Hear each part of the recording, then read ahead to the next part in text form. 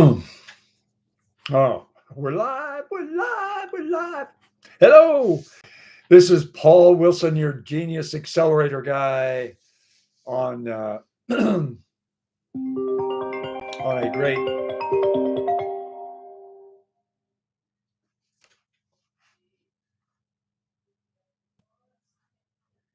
great Thursday. Well, it doesn't really matter because whenever you're watching this, you're watching this. I was talking with some friends about Dale Carnegie a couple of days ago and decided that I wanted to talk about how to win friends and influence people from Dale Carnegie's perspective. And Dale Carnegie wrote in the day before the internet and live stream and all that. So his colleagues at How to Win Friends and Influence People have updated his work to include the digital age issues, and we want to talk about that a little bit. Just an absolute timeless work, How to Win Friends and Influence People. The digital version of his timeless principles emphasize that while technologies changed how we communicate, human nature has not changed. The book highlights how to use social media, email, texts, and online platforms to build trust, strengthen relationships, and influence people positively.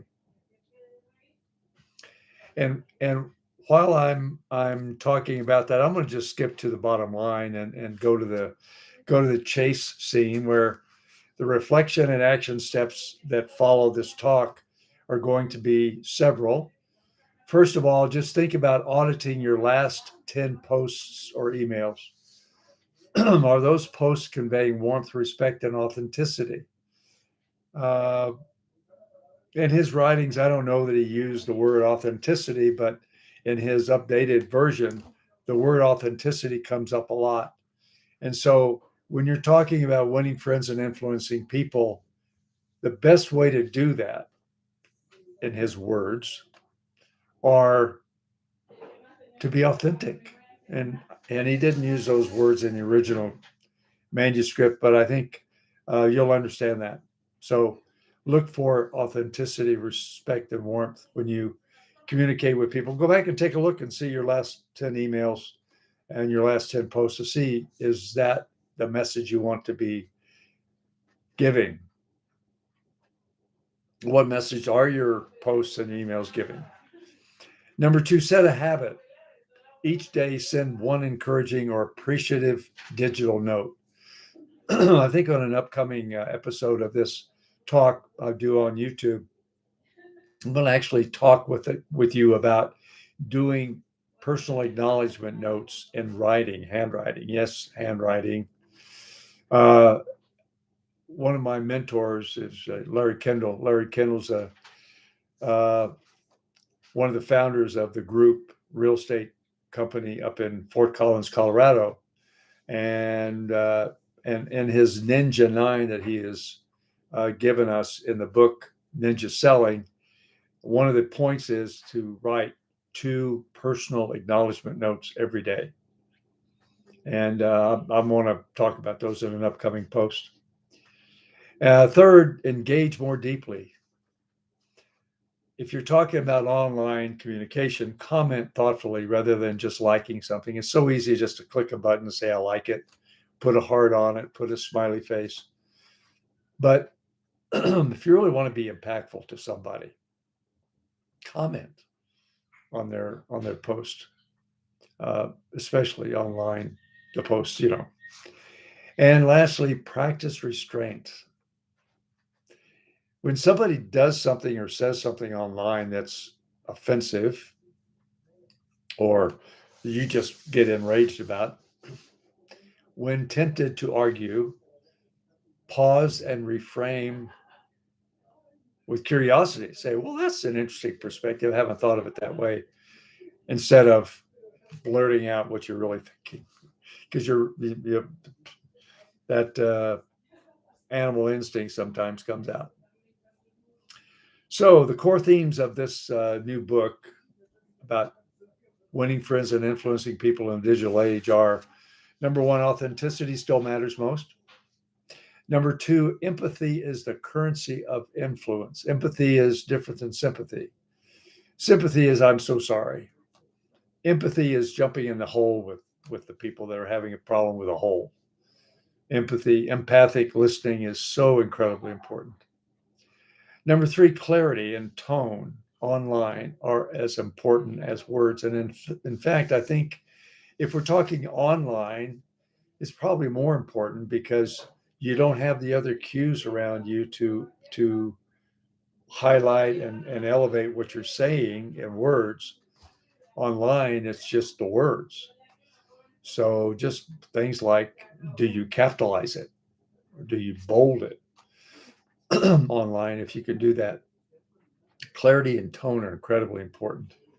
And while we're saying that, punctuation points also are very important. Um, Periods and exclamation points need to be used instead of run-on sentences. There's a story about a guy that got a telegram from his wife saying, "I found a beautiful diamond, and this is how much it costs. May I buy it?" And he wrote back on a telegram, "No price too high." What the telegram operator forgot to do was to put a period or an exclamation point after no and put a capital P for price. So instead of saying no price too high, the message really was no price too high. Uh, Punctuation points are really important. Number three, respect and appreciation travel faster than criticism. I know criticism, as one of my colleagues said, lasts a little bit longer sometimes. But if you forget about the criticism and just say respect and appreciate, I, if there's something posted, for instance, that you don't like, just say, well, I appreciate your perspective.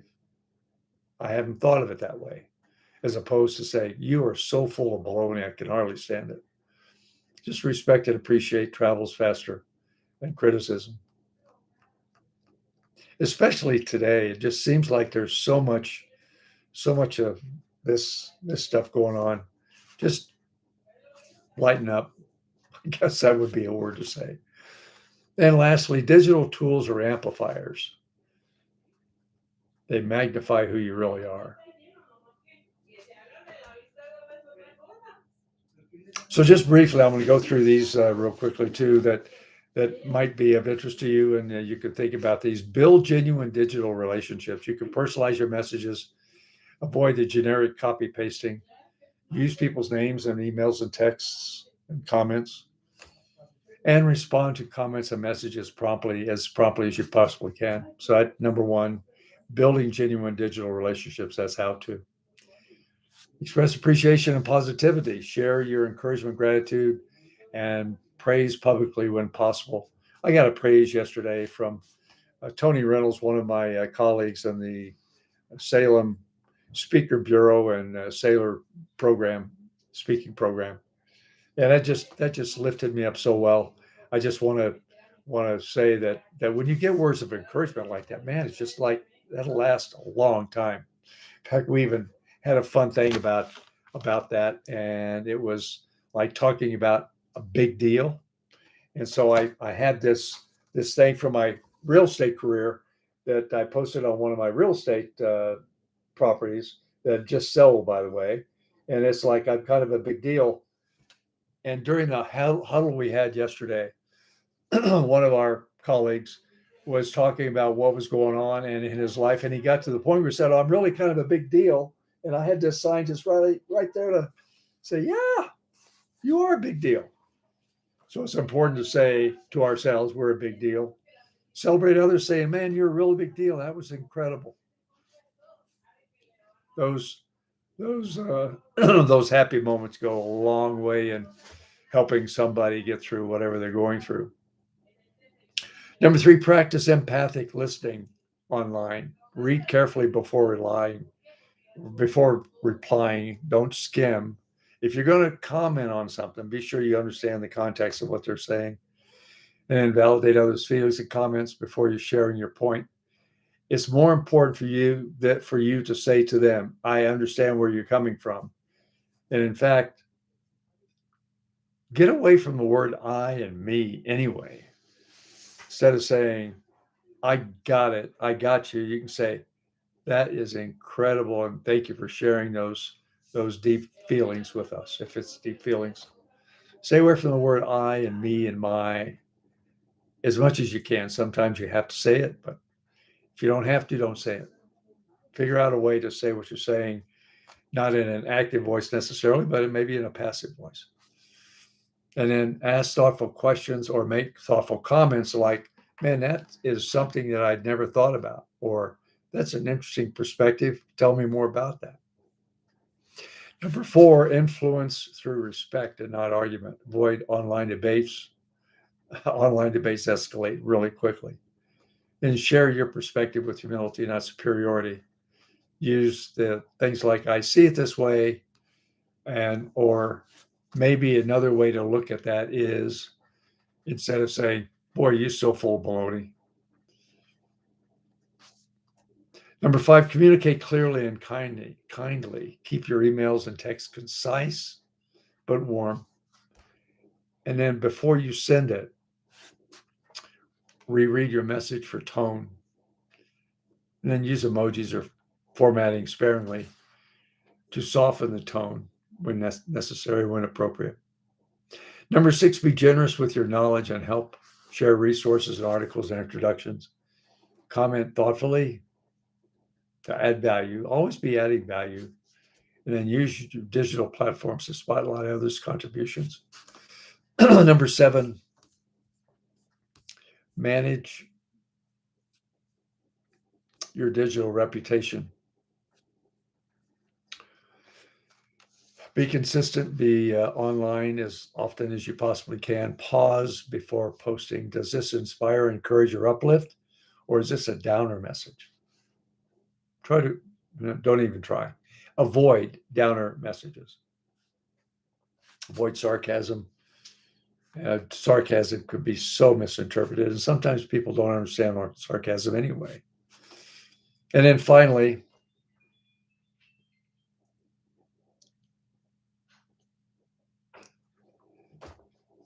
lead with stories, not stats. Stats are kind of weird sometimes, but share personal experiences that connect emotionally. Use digital storytelling if possible, using posts, images, videos, and let people see who you really are, not just what you know. And let people know that you're a big deal, but not braggadocio wise. You are a big deal. And if you're listening to this, I'll just tell you, you are a special creation. God created you and created you like no other. So you are very, very special. God doesn't make junk. And whatever the circumstances that you got going on, I'd be happy to help you out of a funk. If you're in a funk, I am a coach. I'm a speaker. And my website is spreadyourgenius.com. I do speak on a variety of subjects, but mostly I like to focus in on who you are. Most people don't even know who they are. Yeah, they know who they are, but they don't know the real who they are. They can't express it. They do what they do because that's who they are. But I have found that most people cannot articulate who they are. And that's my job, and that's my focus, and that's my genius. So if you need to get a hold of me, you're welcome to do that. I'm at paul@wilsonabq.com, paul@wilsonabq.com, or 505-252-1224 if you want to know more. I am available for coaching, for speaking, for energizing. I'm the genius accelerator kind of guy. I want to help people understand who they are and to unleash that genius within them. God bless you. We'll hopefully be able to talk with you real soon. And in this season of almost Thanksgiving and almost Christmas season, God bless you and warm your heart. And I want you to warm others' hearts too. Go do, as Yoda would say. Be awesome.